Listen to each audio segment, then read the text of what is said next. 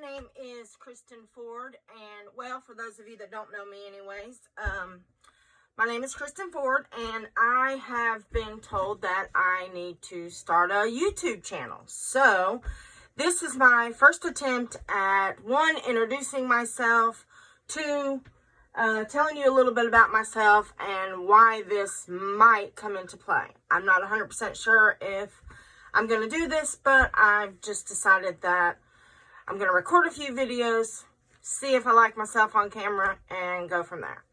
So, to get a few things straight. One, I do not intend on dressing up or looking cute unless some days I just happen to, because this is me. That's just me. I'm sorry. I'm a homebody. I'm a wife. I'll get into that in a few minutes.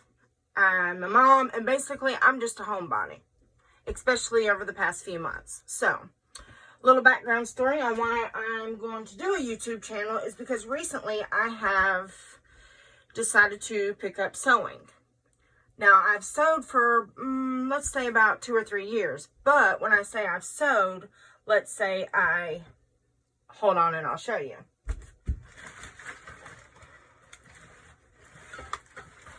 Started my first project 4 years ago, and ta-da!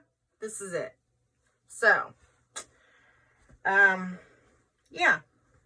Since then, I've dabbled a little here, done a few things there. Nothing's come out perfect, which I don't think anything's going to come out perfect for a couple of years. But anyways, this is my first project. I'm very proud of it, if you can't tell. And I haven't finished it. So, obvious.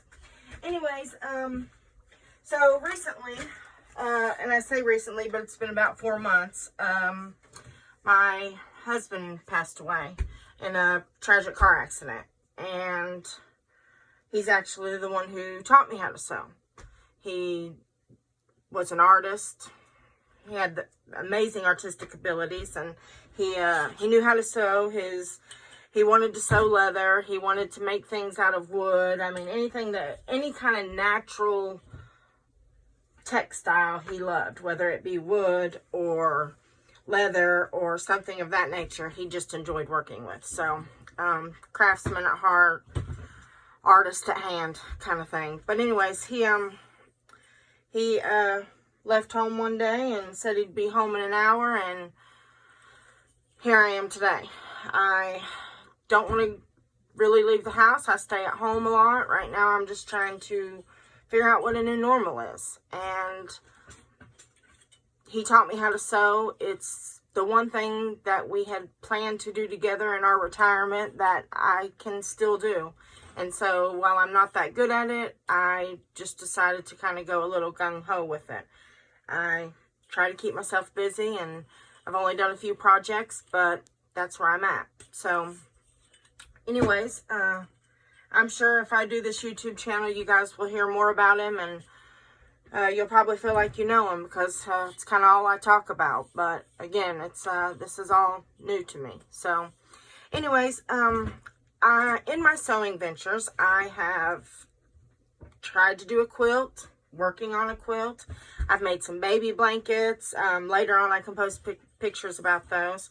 I've done a few things for my granddaughter, made her 2 dresses. One of them, I got a button here, kind of thing. But I'm just in a learning phase. So, one of my ideas are, and with the help of my son, which you probably won't see because he's definitely not going to come on a YouTube channel, is I thought about naming this Sew Beginnings. Now, my actual logo for my company, I would like for it to be honeybees. I always called my honey, my honey, my honey, my honey. So there's always just been this thing where everybody now calls him or honey, or where's honey, or something like that. And so in order to honor my husband, who started me on this sewing venture anyways, and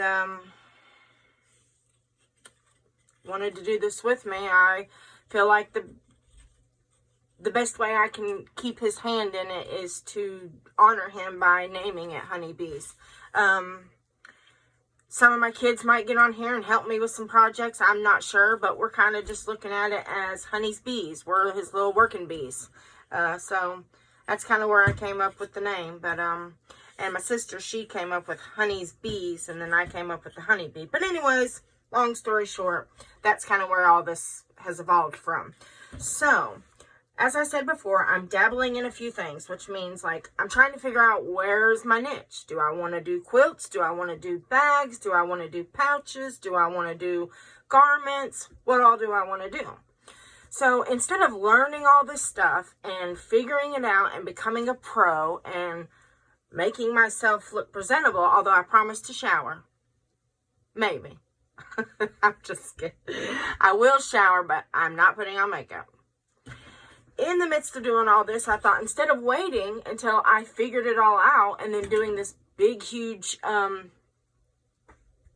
YouTube channel that looked perfect, I thought I would just show you all the real me. And I'm completely imperfect. So I'm going to take you all on my adventure of learning these projects, learning how to sew these things.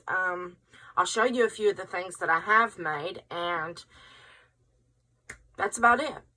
That's kind of what I'm going to do. Matter of fact, I'll show you my first bag I just made. And it looks really good, but remember, everything looks good when you don't really know, you're not looking at the fine detail. It's not really perfect, so hold on one second.